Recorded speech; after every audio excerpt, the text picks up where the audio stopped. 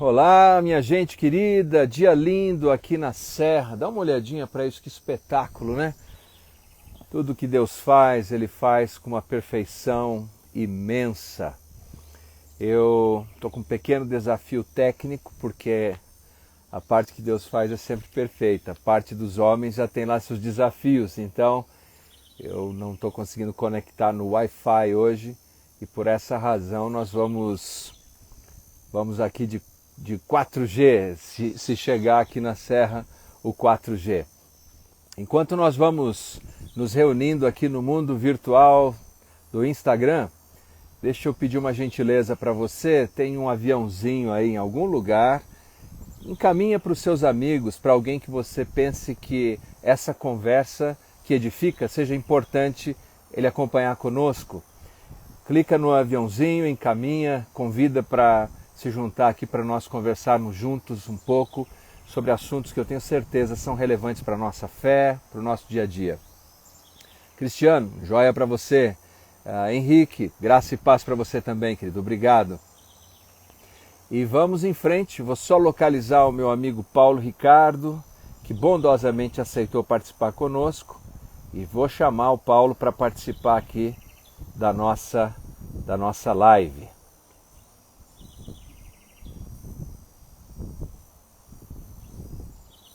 Deixa eu ver aqui o Paulo Ricardo.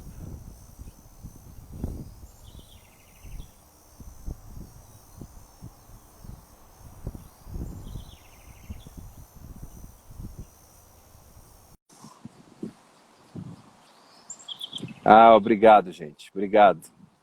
Deixa eu ver. O Paulo está aqui. Beleza. Achamos o caminho, Paulo? Opa! Estão me ouvindo aí? Sim, perfeito. Alto e claro. Para quem não sabe, a primeira Beleza. pessoa a me encorajar a fazer as lives foi o Paulo. E faz tempo, hein? Acho que quando quase ninguém estava fazendo live ainda. E nós fizemos alguns experimentos, né, Paulo? Mas não conseguimos Sim, chegar lá. Paulo, a obrigado por você barreira aceitar. foi bem frustrante, né? Sim, é verdade, é verdade. Mas deixa eu apresentar você, Paulo, porque, claro, nós temos amigos que orbitam aqui no nosso universo de comunidade, próximo da cidade que a gente mora. Tá Mas dando uma travada a sua conexão para mim aqui. Tá, eu vou falando aí, você vai pegando pelo caminho, Tá, tá bom? Nós vamos temos, lá. nós temos amigos aí pelo mundo afora, na verdade, graças a Deus, e nos relacionamos e conversamos e edificamos uns aos outros. Então, eu vou primeiro falar um pouquinho quem é o Paulo Ricardo e você pode me corrigir se eu errar. Cortou um pedaço, você pediu para eu falar sobre... Não, não fala nada ainda, eu falo. Ah, tá, vamos lá. O Paulo Ricardo, gente, eu conheço ele desde que nós éramos meninos. Nós estudamos juntos na mesma escola, que era no Raul Brasil. Eu era um aluno novo lá, embora não pareça, né? O Paulo é um pouquinho mais novo que eu. Não parece, mas ele é um pouquinho mais novo. E lá, veja você, o Paulo fazia parte de uma gangue lá que ficava me perturbando. Mas os anos se passaram e depois nós nos reencontramos num ambiente muito melhor, que era com a comunhão na fé em Jesus. E eu tenho a alegria de caminhar com o Paulo ao longo desses anos.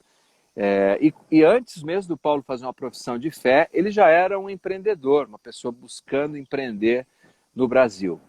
O Paulo, ele é formado naquele curso que antes chamavam só de Ciências da Computação, se eu não me engano é isso.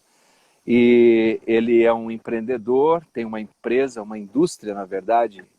Depois você pode falar um pouquinho, Paulo. Ele é casado com a Carol, tem 2 filhos lindos e que a gente tem a alegria de estar acompanhando e vendo essa criançada se desenvolvendo, o Danilo, a Heloísa crescendo no nosso meio. O Paulo tem mestrado em teologia pela FTA-ABK, é um dos coordenadores dos grupos pequenos na nossa igreja, nós chamamos de núcleo, e é um membro do nosso presbitério. Mais uma vez, seja bem-vindo, Paulo. Bem, obrigado, você já fez toda a minha apresentação. Então, deixa eu já me despedir do pessoal. E é um prazer ter andado esses anos todos do seu lado. Eu aprendi muito a ser um melhor homem, melhor cristão, não só pelas suas palavras, pelas suas, que todo mundo já conhece, suas excelentes pregações, mas também pelo testemunho de vida, né? E a gente conhece uma pessoa quando a gente começa a andar com ela. Então, eu posso testemunhar de ter andado esses anos aí, caminhado junto. E, então isso tem sido inspirador para a gente e onde nós chegamos hoje.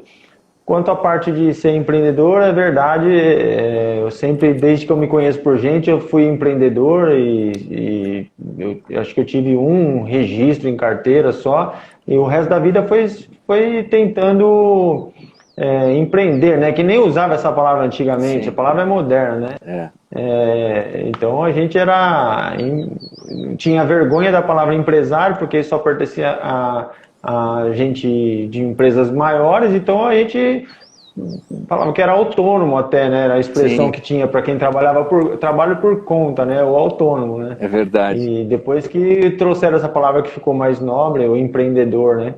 Sim. E aí nós estamos nessa caminhada aí hoje. O pessoal me pergunta, você mexia com... Mas você é formado em TI, né? Que é a palavra de hoje para isso, para qualquer coisa na área da informática, mas trabalha com química, né?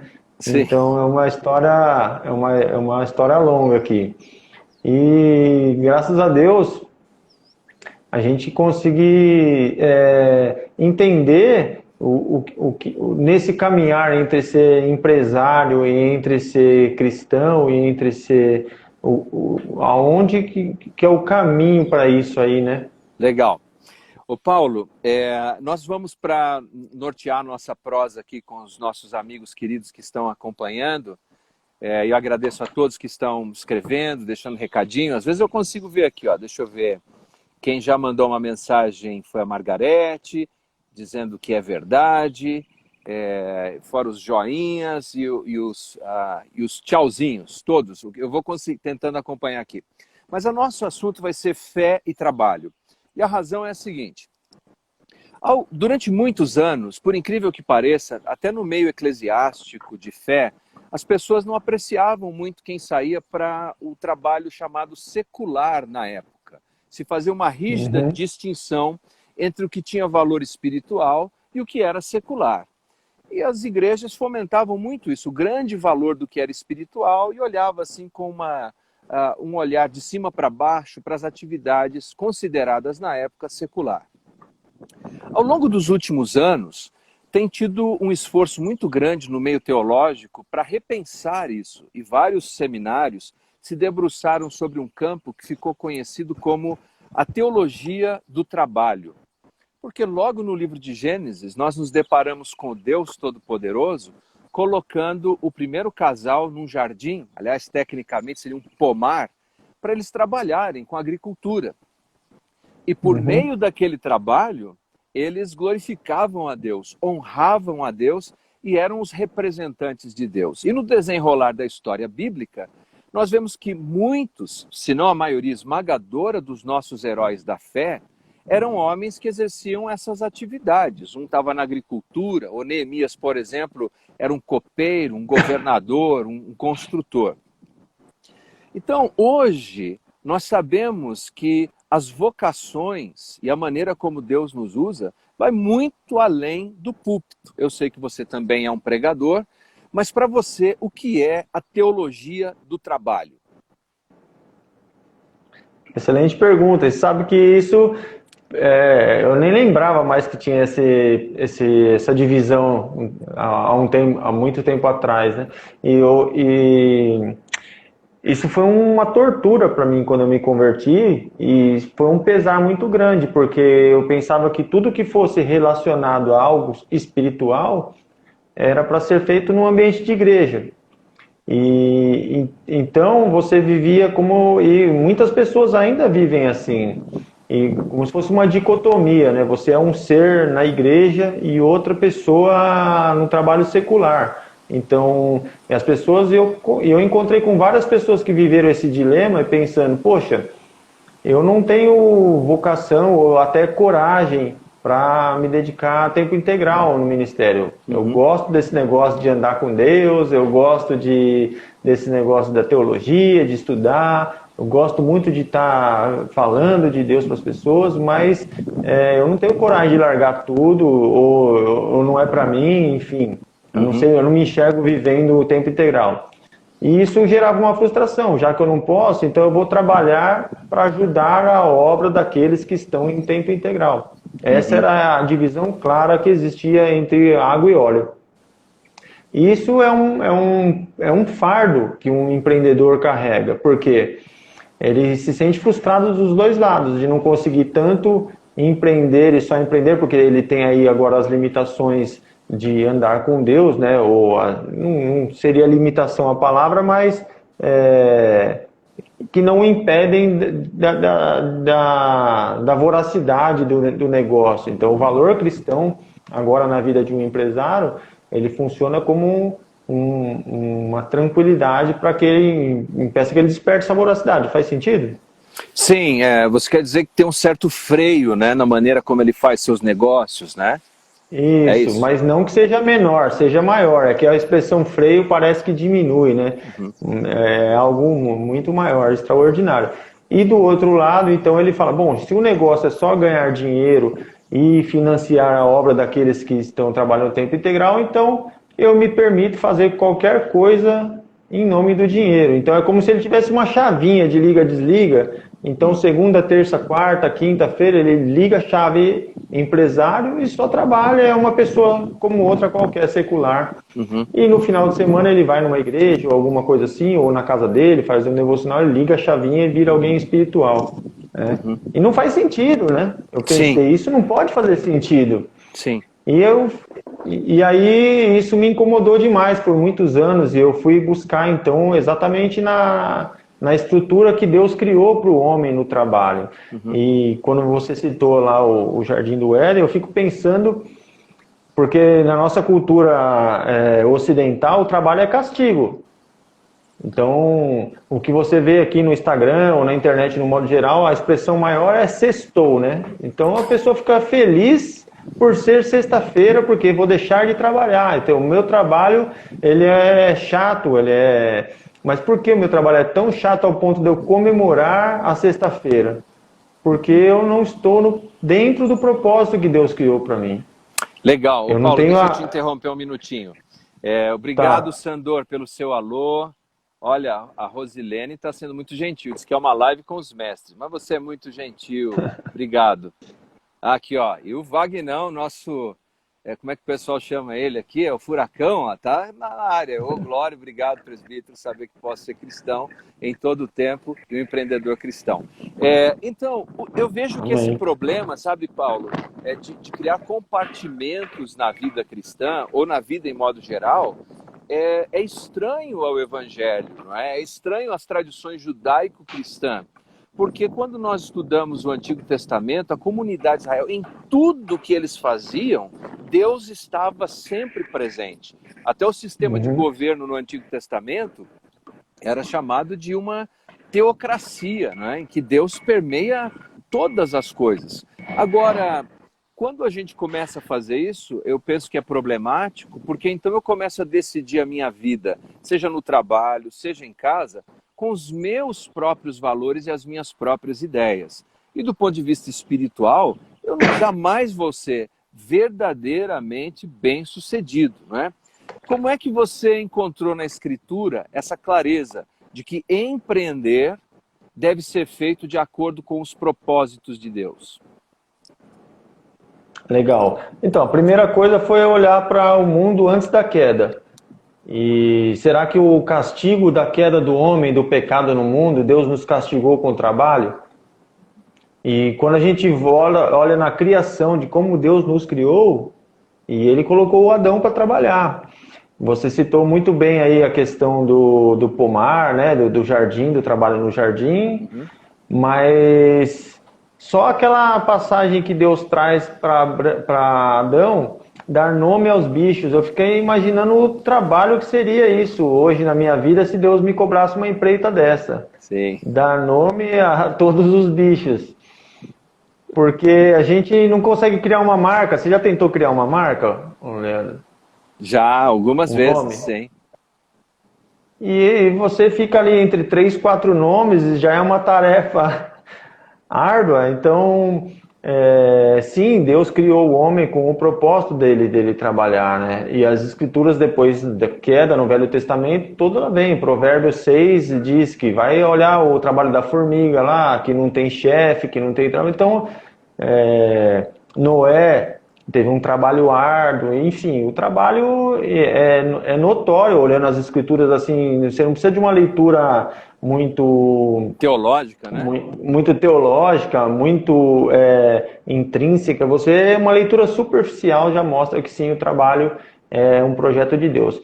O problema é que aí entra um grande dilema. O que eu faço com o meu trabalho? Por quê? Se de um lado trabalho é secular e não é espiritual, na visão que as pessoas têm, mas do outro lado, qual é o propósito então que Deus quer para a minha vida? E eu lembro que mexeu muito um missionário uma vez, falou assim, numa pregação, numa visita na igreja, ele falou assim, olha, Deus, ele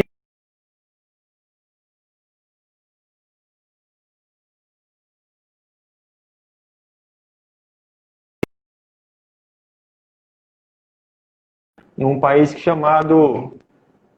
Alô? Acho que cortou um pouquinho. Repete, por favor. O que disse o missionário? Ah, legal. O missionário falou que você não precisa ir para a África ou para a Europa ou para um outro país para fazer missão. Você pode fazer a missão onde você, especialmente, Deus te colocou. Naquele lugar onde Deus... que é onde é que estão. Brinco carinhosamente com a cidade de onde estou, com a fábrica aqui hoje, de Itaquaquecetuba, né? Eu brinco carinhosamente como Itaquaquistão. Porque não pelo Paquistão, que é guerra, mas pelo onde é que estão. Sim. E aí Sim. eu passei mais uns anos num segundo dilema. Então, bom, e o que eu faço agora então? E eu sempre escutei essa palavra, você precisa descobrir o seu propósito. E muitos anos eu continuei sofrendo que eu não conseguia ver meu propósito. Eu simplesmente trabalho, faço tinta e falei, que propósito teria nisso? E aí gera a segunda frustração nas pessoas, que é essa descoberta desse propósito, né? E não sei se você também deve encontrar com várias pessoas que também têm esse dilema, não? Sim.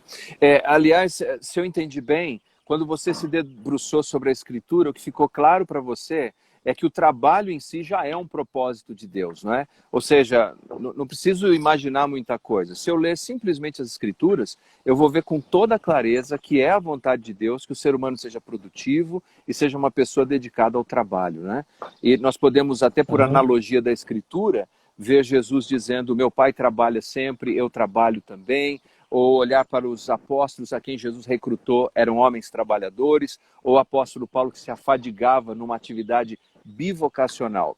Agora, uma coisa que eu vejo que as pessoas têm muitas dúvidas, Paulo, nessa questão, é que, primeiro, todo propósito, todo trabalho já é um propósito de Deus. Mas as pessoas às vezes ficam sonhando que, será que eu vou errar?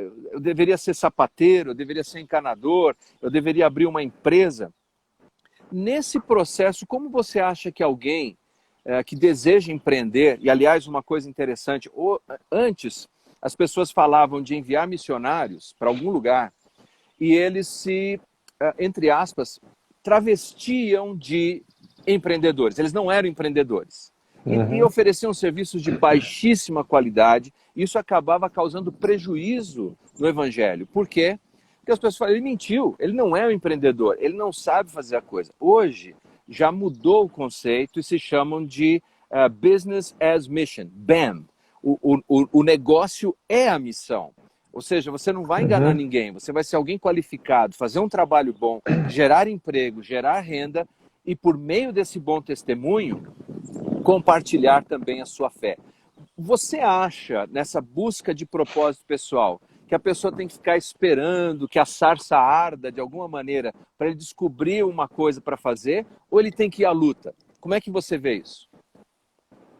Então, outro dilema que começou também, e eu comecei a perguntar, é o dilema de várias pessoas, é que se só trabalhar com excelência já é o meu propósito com Deus, eu não preciso fazer mais nada, tá tudo certo. O problema é que tem muita gente que trabalha que não está nem aí para andar com Deus e faz as coisas com mais excelência do que eu faço.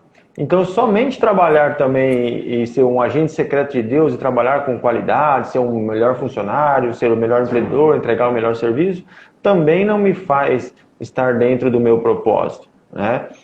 Porque da grande comissão de Cristo, que que a gente precisa fazer discípulos, né? E levar a palavra, o evangelho aos 4 cantos do mundo, evangelizar, torná-los maduros na fé. Então, somente trabalhar e entregar um produto bom ou um serviço bom também fica manco, fica faltando um pedaço do evangelho. Uhum. Então, primeira coisa que eu aprendi é que nós precisamos entender que Deus nos quer especialmente no nosso trabalho, pelo simples fato de que nós vamos alcançar pessoas que um pastor, por exemplo, não alcança. Eu tenho contatos com pessoas e na minha rede aqui, que você, com toda a sua excelência na disseminação do evangelho e testemunho, não consegue alcançar. E é exatamente pessoas assim que Deus prepara para alcançar essas vidas. Mas você precisa ter as ferramentas, entender por que Deus te colocou. É como se fosse uma antena que tem que estar ligada para você poder receber o sinal. E aí você consegue, então, fazer a transmissão da qualidade, do testemunho de vida, mas também da mensagem. É uma composição.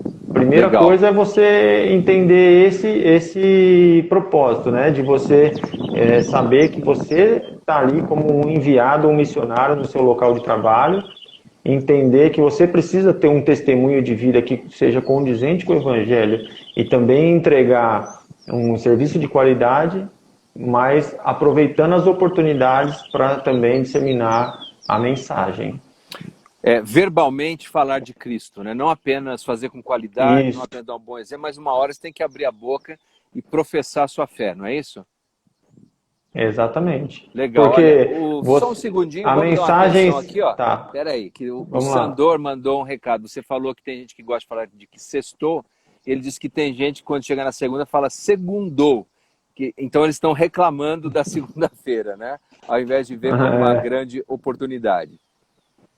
E o Alexandre Gobi, nosso amigo, conhece o Gobi, né? Esse é parceiro. É o rei do Zoom. Esse é top. Ele está dizendo assim... É o homem que mora no Zoom. Exatamente. Agora, Paulo, uma dúvida que surge é se a pessoa deve ficar ali paradinha, esperando aparecer uma oportunidade, ou esperando uma voz do céu, ou ela tem que sair na vida empreendendo ou trabalhando, e no caminho ela vai tendo a direção mais específica de Deus. Qual é a sua leitura? Primeiro, porque você é um empreendedor. Segundo, porque você gera emprego, você entrevista as pessoas, né? Você apanha currículos. Como é que você vê isso? Fica sentadinho, quietinho, esperando, ou vai à luta e no processo as coisas vão acontecer? Eu acho que tudo é como na empresa, a sua vida espiritual ela tem que ter um projeto. Mesmo que você não é empreendedor, a sua vida espiritual ela precisa de um projeto. Você não pode viver a sua vida profissional de qualquer jeito, né? Vou esperar cair Deus bater na minha porta. Você faz um projeto da sua vida profissional. Se você precisa ser um médico, você vai estudar, você vai fazer um concurso, você vai montar a sua empresa, você vai fazer o seu plano de negócios, você faz um projeto. Mas a vida espiritual também precisa de um projeto. Onde você precisa saber onde você quer chegar. Então, dentro desse projeto, eu sempre falo, por exemplo, aqui na empresa, a minha grande paga, né? Escutar um testemunho de alguém que, por exemplo, num dia... Porque o empresário, ele vive assim, entre uma montanha-russa. Essa principalmente aqui no Brasil. Eu não conheço nos outros lugares do mundo, mas aqui no Brasil, a gente vive uma montanha-russa. Então, a nossa agenda, ela é rasgada por várias vezes, devido a problemas externos que entram, que acontecem. E você chegar num dia de extremo caos na empresa, por exemplo, que aconteceu aqui uma vez, e um funcionário chega e ele ter se desdobrado e ter conseguido fazer acima das suas possibilidades até, né, uma empreita, e eu chegar para ele e falar assim, cara, como você conseguiu fazer isso? Como você conseguiu chegar no final desse dia e estar em pé? E foi um dia de extremo caos, assim, coisas que quebraram, enfim. E ele falou assim para mim, eu consegui porque teve um cara que falou de Deus para mim. E naquele dia mal, eu não sabia mais o que fazer. Eu fui lá no canto, me ajoelhei, pedi para Deus e que ele me desse capacidade e eu consegui. Foi assim que eu consegui. Falei, cara, é demais! Sensacional, muito bom. Muito bom. A Margarete, segura aí, a Margarete aqui mandando um recadinho também. A Margarete diz o seguinte: eu acredito que Deus coloca pessoas em nosso caminho o tempo todo. Influenciamos ou somos influenciados. E o Dave está mandando aqui, o Don't Dave está dizendo: Deus abençoe a todos, excelente dia, bate-papo fantástico. Obrigado, viu, Dave? Deus te abençoe. E é isso mesmo, não é? Amém. Como você está falando, você, como empreendedor cristão, você influencia essas pessoas em direção à fé, né? E ao mesmo tempo que no mercado de negócios você pode ter outras pessoas querendo te influenciar por caminhos que te distanciam da fé. Então essa tensão de se qualificar, se engajar no trabalho, ela é contínua, não é, Paulo? Sim, ela é contínua e eu volto a dizer, se você tem que ter um projeto e do mesmo jeito que o empresário ele não fica satisfeito, né? Uma pessoa é sempre insatisfeita com alguma coisa, ele quer fazer alguma coisa nova, ele quer também na parte do evangelho você precisa ser insatisfeito também e sempre estar buscando um pouco mais de andar com Deus, um pouco mais de Deus e realmente tem um negócio que nos últimos tempos que é sobre o propósito, isso que eu queria deixar, eu não sei como está no nosso tempo aí hoje. Temos um tempinho ainda, vamos lá. Ah, legal. Então, mais para frente eu quero falar também sobre uma coisa que está muito forte comigo agora, de entender você trabalhar por propósito. Porque eu sempre entendi que assim, legal, Deus tem um propósito para mim. Legal, o meu trabalho é esse. Então, o meu trabalho é esse, e aí eu encaixo as coisas de Deus no meu negócio. Tá. E essa relação mudou. Porque, na verdade, Deus me quer nesse negócio. E como é que eu me encaixo o meu negócio no meu propósito? Você sabe que tinha um livro... contrassenso. Tinha um livro, é um clássico antigo chamado Deus é Dono do Meu Negócio. Né? Acho que é do William Douglas, né? Eu não me lembro agora, é um dos mais antigos, né? Deus é dono do meu negócio. A ideia dele era, eu sou sócio minoritário, esse negócio aqui é de Deus e vai andar do jeito de Deus. É mais ou menos isso? É mais ou menos isso. Mas só que, assim, na prática, isso é meio chavão, né? A gente fala com a nossa boa, a gente faz essa prospecção, mas a gente não vive isso na prática. Na prática, o negócio acaba sendo empurrado pelo dia a dia, pelo business, pela própria estratégia dele. E, aliás, deixar um parênteses aqui, que Satanás ele usa a agenda de um empresário para sequestrar com excesso de trabalho, porque tem gente que gosta de trabalhar. Então, para a pessoa que gosta de trabalhar, ele vai encher cada vez mais de agenda de trabalho exatamente para distanciar ele desse propósito, né? Então, fecha esse parênteses aí. Também temos essa para botar na conta aí. Sim. Como é que você organiza e como você recomenda que os nossos irmãos organizem?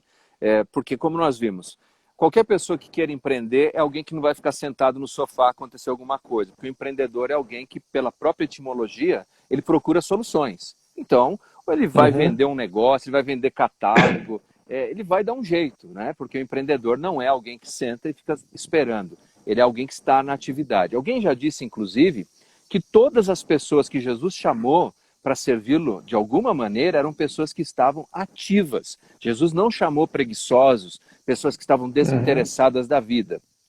Não que a salvação não seja uma oferta a todas elas, porque obviamente mas é preciso organizar, então, de alguma maneira, porque, claro, a minha atividade, seja onde for, ela deve ser para a glória de Deus, como diz o apóstolo Paulo na carta aos Coríntios, mas existe um tempo que eu tenho que estar congregando, existe um tempo que eu tenho que estar usando meus dons num ambiente eclesiástico e fora.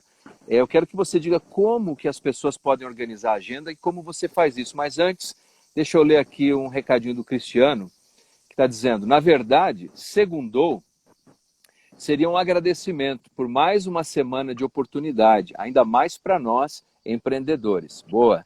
O Kaká, Ricardo Kaká, o mais veloz ciclista da igreja, não é ele? Deve ser ele mesmo, é o Kaká aqui, ó. Pela foto, uma bênção poder acompanhar este papo. Deixa eu ver aqui. E tem aqui o Sandor dizendo, exatamente, obrigado, Stanley Tem, Deus é dono do meu negócio. E é antiguinho, não é isso, Sandor? Já é um livro das antigas. Acho que não é nem da idade do Paulo. Assume aí, Paulo, fala de agenda. Não, legal. Então, essa questão da agenda, eu sempre comparo um pouco a empresa, salvo todas as proporções, né? Porque para um religioso isso pode soar mal. Mas é uma pequena, proporcional a uma igreja. E salvo todas as proporções, né? Tá? Então, o que a gente faz na igreja, a gente replica. Desculpa que está chegando várias mensagens aqui, eu tenho que ir tirando da tela.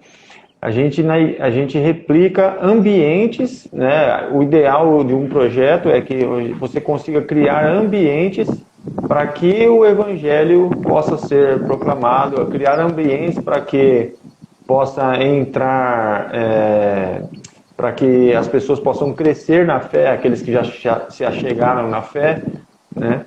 Então, como eu crio ambientes dentro do meu negócio? Isso aí é muito pessoal, é muito individual.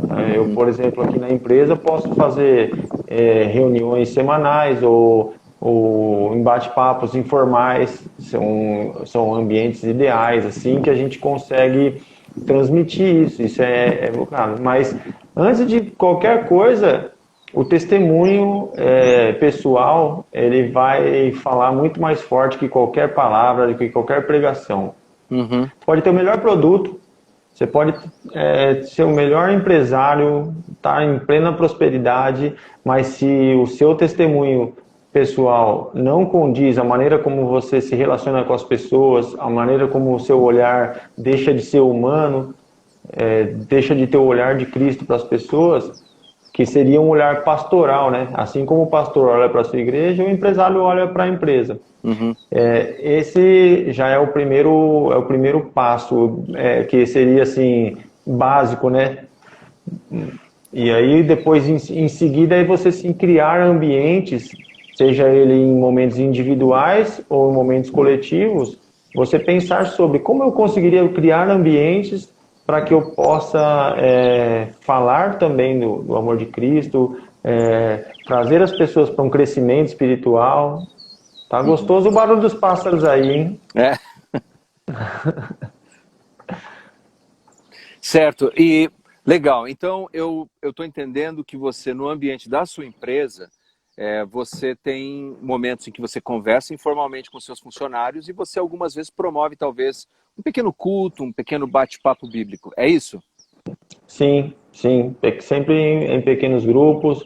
A maneira mais eficaz, por causa da agenda até, né, é o bate-papo individual, assim, no meio de um bate-papo, você vai acrescentando os elementos. Mas as reuniões, as pequenas reuniões, assim, em pequenos grupos, elas também têm um grande resultado, né? Você não consegue mensurar a princípio, mas elas sim têm um grande resultado.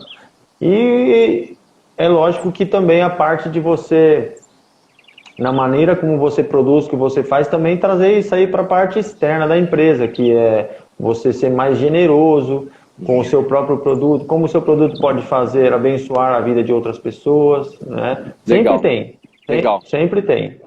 Olha, o Garijo Rodrigo, Rodrigo, saudações. Ele escreveu aqui, Opa! saudade de vocês, meus amigos, conversa boa. E o Igor mandou uma Legal. mensagem aqui, muito boa essa conversa, eu estou na Espanha seguindo vocês também sou empreendedor. Obrigado, viu? Obrigado, Rodrigo. Legal. Obrigado, Igor. Legal, então acho que deu para entender o ambiente ali. Faz um tempo, uma pessoa me procurou e disse assim, eu gostaria de ser um empreendedor porque eu gostaria de trabalhar menos horas. E nós sabemos que isso não é realidade. Normalmente, o empreendedor vai trabalhar muitas horas mais do que a pessoa que é um funcionário numa empresa. Faz parte do que é a realidade de empreender. No entanto, o empreendedor, ao mesmo tempo, tem que ter o conceito de que dá um determinado horário, ele vai ter que dar atenção aos filhos, à esposa, à sua comunidade de fé, o que quer que seja. Porque, do contrário, o resultado disso, nós sabemos, é transformar o negócio num ídolo. E ele pode ser bem sucedido economicamente como empreendedor, mas vai ser o que eu chamo, Paulo, de miseravelmente bem sucedido. A família vai ser destruída, ele provavelmente não vai conseguir crescer na sua fé. Como é que você faz isso e como você recomenda as pessoas colocarem esses limites? Eu acho que isso vem bastante até você também é mestre também nisso, né? Na área de coaching, que é o técnico, que é o aconselhamento. Nós devemos olhar para a nossa vida como um todo. Então, cuidar da minha vida espiritual é importante, tanto quanto eu cuidar do meu corpo, que é meu templo, tanto quanto é importante que Deus abaixo de Deus, Ele colocou a família como instituição maior. Então, eu negligenciar em qualquer momento que eu negligenciar minha família em nome de qualquer outra coisa, seja trabalho, seja igreja, seja esportes ou minha vida pessoal, eu já estou fora do propósito de Deus. Simplesmente, então, é uma questão de mordomia, né? Eu servir a Deus bom, então como é que funciona esse negócio de servir a Deus? Então, Deus, ele não divide a glória dele com ninguém. Então eu tenho que me policiar se em algum momento eu estou colocando alguma coisa como ídolo na minha vida, seja dinheiro, seja trabalho. Aliás, fazendo um parênteses aqui também, muita gente tem problema, principalmente, eu não sei, você que é mais viajado aí do que eu, em outros países, não sei se isso é cultural ou se é um problema do Brasil, né?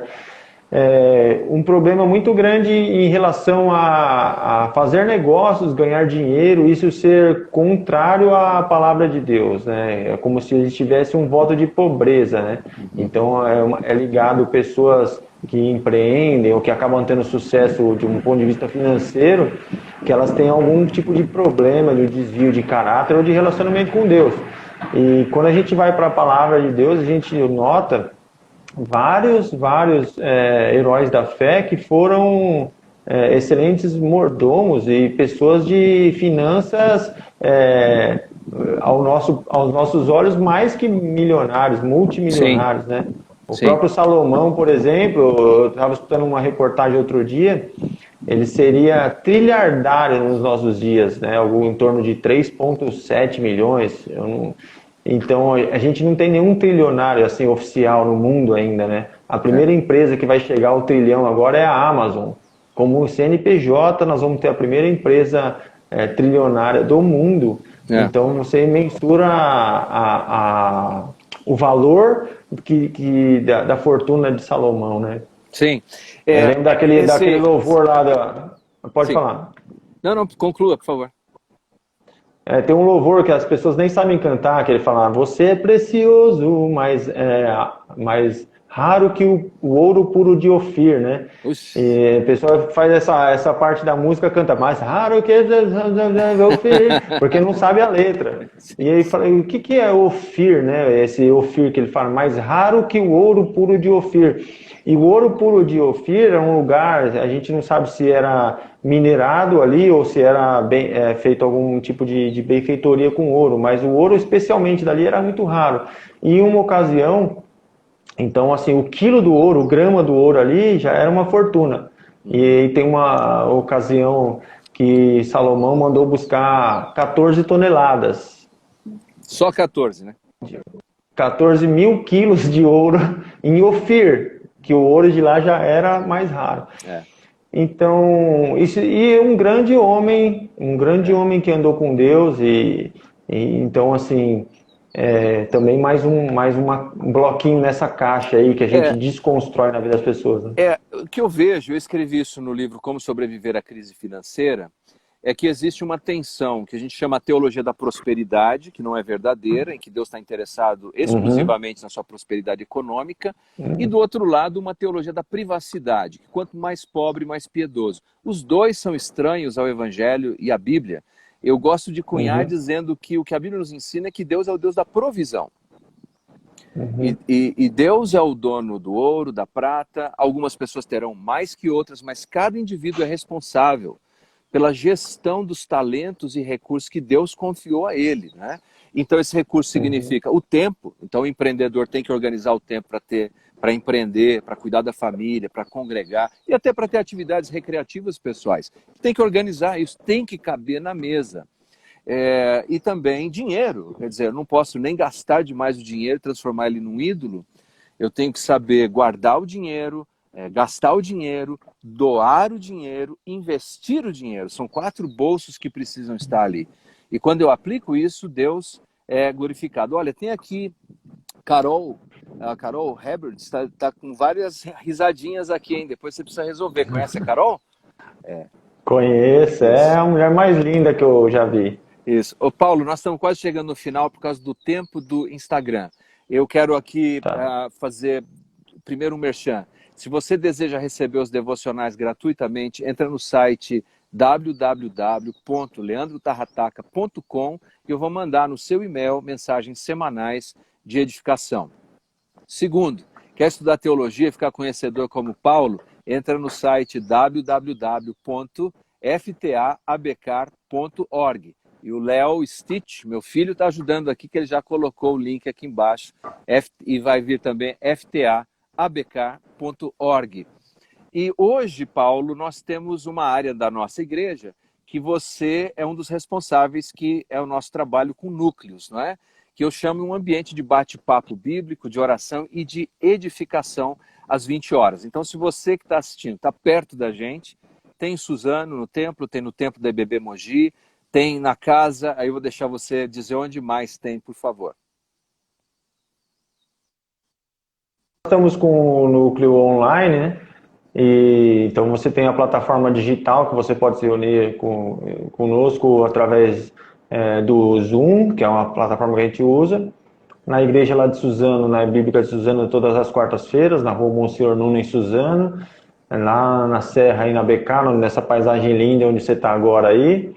Também temos no centro de Mogi, na casa da irmã Cíntia, né? Também temos esses ambientes aí que você pode crescer na palavra, crescer na comunhão com as pessoas e poder ser também já instrumento, né? Legal. Então, para fechar, suas últimas considerações para os nossos amigos que estão acompanhando e minha gratidão para você que participou aqui dessa live. Eu sei que muitos outros ainda vão assistir depois, porque nós vamos salvar esse conteúdo aqui. Obrigado, Paulo. Seus últimos pensamentos, encorajamentos, que você falou, isso aqui não posso escapar. Não, só queria primeiro agradecer a presença do pessoal, o Rodrigo, tanto tempo que eu não vejo, e que eu espero que pode contribuir em um tijolinho aí nesse muro da construção da vida das pessoas. E do outro lado, você precisa perguntar para Deus em todo o tempo, qual é o propósito disso aqui? Porque às vezes o trabalho fica chato, essa semana eu tive uma semana de muitas lutas e muitas dificuldades, e eu cheguei de casa e você em algum momento pensa, às vezes, vou fazer outra coisa da vida, isso aqui, aí você pensa no propósito, fala, não, você não está lá por você está lá por Deus que colocou lá, então a obediência a Deus é você ir lá e fazer o seu trabalho, né? Não é mais um jogo seu. É o jogo de Deus em você. Isso muda a chave de como você encara as coisas, né? Então, eu simplesmente tenho que ir e continuar fazendo. Excelente. Nada como enxergar o que se deve fazer de um ponto de vista missional, não é? De que Deus nos enviou para fazer aquilo. E usarmos nossos dons, talentos, tempo, tesouros para a glória de Cristo. Meus queridos, isso faz toda a diferença. O Paulo é uma dessas pessoas e eu sei que você está participando porque você também é ou quer ser. Então vamos juntos viver para a glória de Cristo. Paulo, obrigado Obrigado a todos que Amém. acompanharam. Deus abençoe. Está livre. Participe hoje à noite do nosso bate-papo bíblico do nosso núcleo às 20 horas. Forte abraço, Paulo. Amém. Deus abençoe. Valeu.